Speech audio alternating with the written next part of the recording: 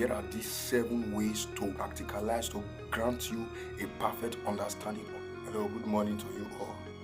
I want to quickly share with us 7 ways to read the scripture that will make you to understand it perfectly. Number 1, when you read, you have to pause.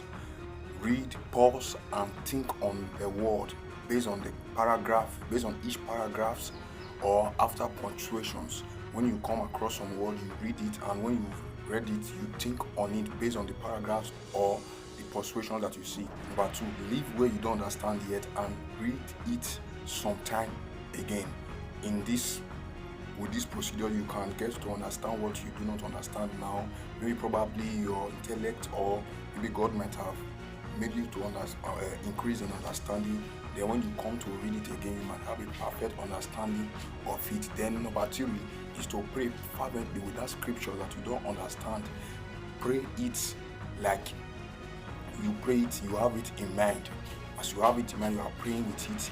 Then by and by, the answer or the understanding or the rhema for that passage will come clearer to you. Then another thing is to read and to visualize the scriptures. You read and then you visualize it. As you are reading it, you are picturing it in your mind, you are picturing it in your heart. That is the one way to understand the scripture. The another way is look for the attributes and the characters of the illustration used. You look for the attributes and the characters repeated in the scriptures at different times. When the scriptures will make use of illustrations, make use of animals, make use of trying to use a metaphor, trying to illustrate or do a comparison, a contrast between a particular thing and another thing. You look for that illustration that is used, the characters of that illustration. What are the attributes? Embedded in that illustration that is being used is the main point, the focus, or the explanation of what that passage is trying to pass, or the message that passage is trying to pass across to you. Then another one is to eliminate some word in a verse or two.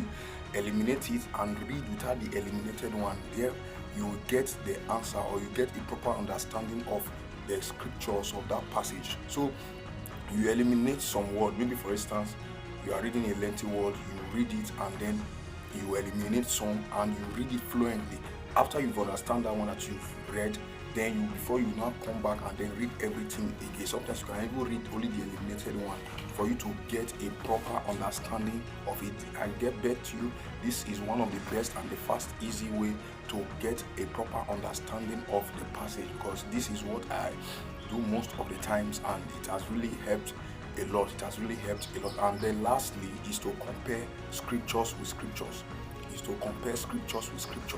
There is a place in the scripture that said comparing spiritual things with spiritual. So the scripture is spiritual, so you compare some spiritual things with spiritual, some scriptures with scriptures. One thing unique about the scripture is the connectivity that lies in the scriptures, that other several verses can attest to the fact that another statement has been made, or it supports another statement that has been previously made in another verse or in another chapter or in another book of the Bible. So you compare, you spend time.